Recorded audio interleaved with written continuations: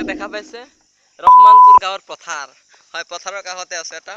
জনশূন্য পথত কোনো মানুহ নাই কিন্তু ইয়াত থিয় আছে এজন যুৱক হয় আপোনালোক দেখা আছো এজন যুৱক হয় এখেতৰ নাম জয়দৰ আলী শংকৰজন সমন্বয় গোষ্ঠী নামৰ এটি সংগঠনৰ সম্পাদক হয় ইও কালি পৰহি ৰাস্তা ঘাটত বাটি লৈ ভিক্ষা খুজিছিল আৰু আজি কাণত হেডফোন লগাই গান শুনি আছে এয়াই নহয় ৰাইজ আৰু দেখিবলৈ পাব হাতত ঘড়ী প্ৰায় 5-6 হাজাৰ টকীয়া ঘড়ী হয় এয়া দেখিবলৈ পাইছে আকৌ আৰু এটা এইজন যুৱকে আকৌ পৰিধান কৰিছে বহুত দামী পেণ্ট হয় নতুন পেণ্ট নতুন চেণ্ডেল যোৱাকালিলৈকে তেওঁ চিঙা কাপোৰ পিন্ধি ৰাস্তাত গামোচা পাৰি ফুৰিছিল আজি তেওঁ ইমান টকা ক'ত পালে হয় এয়া আপোনাৰ চাঞ্চল্যকৰ পৰিস্থিতি সৃষ্টি কৰিছে ৰহমানপুৰ গাঁৱত তেওঁ ইমান টকা ক'ত পালে এয়া নিশ্চয় কলাধন নহলে শংকৰজন সমন্বয় গোষ্ঠীৰ আনৰ টকা তেওঁ আত্মসাৎ কৰি এইবোৰ কৰিছে এই সম্বন্ধে আমি কথা পাতিম শংকৰজন সমন্বয় গোষ্ঠীৰ কাৰ্যকৰী সভাপতি শ্ৰীযুত কিসমতাৰিয়া জয়ধৰ আলী আপোনালোকৰ সম্পাদক ইমান টকা হি ক'ত পালে যে ইমান স্মাৰ্ট হবলৈ ই টকা ক'ত পালে জনাব আমাক ইটো 2 দিন আগতে ভিখাৰীৰ নিচিনা ফুৰি আছিলে ৰাস্তাত এনে গামোচা পাৰি ভিক মাগি আছিলে ইমান পইচা যে কি ক'ত পালে আমাৰ শংকৰজনৰ যে কোটি কোটি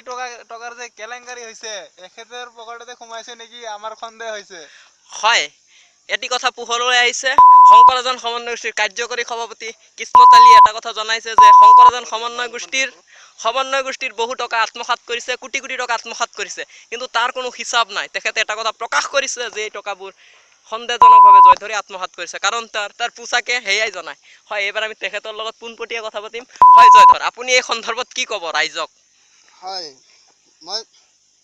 মই বিশেষ একো নকওঁ আমাৰ কাৰ্যকৰী সম্পাদকে ইতিমধ্যে মোৰ বদলাম চাগে কৈছেই আপোনালোকে শুনিছেই চাগে একচুৱেলি মানে 2 দিন আগত মই নিজে বহিছিলোঁ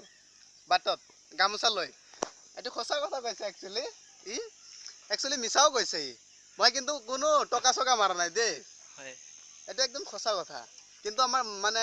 বদলাম ক'বলৈ আৰু কি লাগে হয় ঠিক আছে আপুনি টকা মাৰা নাই বুলি আপুনি প্ৰকাশ কৰিছে কিন্তু আপোনালোকৰ লগৰে এজনেই প্ৰকাশ কৰিছে আপুনি কোটি কোটি টকা আত্মসাৎ কৰিছে কিন্তু আৰু এটা কথা পোহৰলৈ আহে যে কালি পৰহিলৈকে আপোনাৰ পিন্ধিবলৈ জোতা নাছিল চিঙা পেণ্ট পিন্ধি ঘূৰিছিল আজি ইমান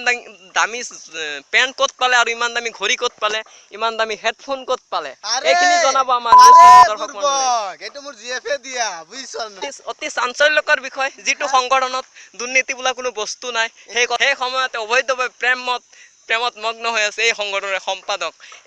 হয় আপুনিও আছে নেকি সম্পাদক জড়িত হৈ আছে এনেধৰণে যদি আমাৰ সমাজত এনেকৈ সংগঠন খুলি দুৰ্নীতিত লিপ্ত হয় আমাৰ ৰাইজ তেনে পৰৱৰ্তী সময়ত সমাজখন কোনফালে ধাৱমান হ'ব এই খবৰ আপোনালোকে পিছলৈ চাবলৈ লাগি থাকক আমাৰ ফুটপাথ লাইভ 7ৰ সৈতে কেমেৰা পাৰ্চন ফাংফুং বসুমতাৰীৰ সৈতে মই তৰ্জন গৰ্জন তুফান ৰঞ্জন অনাতি ৰঞ্জন বৈশ্য ধন্যবাদ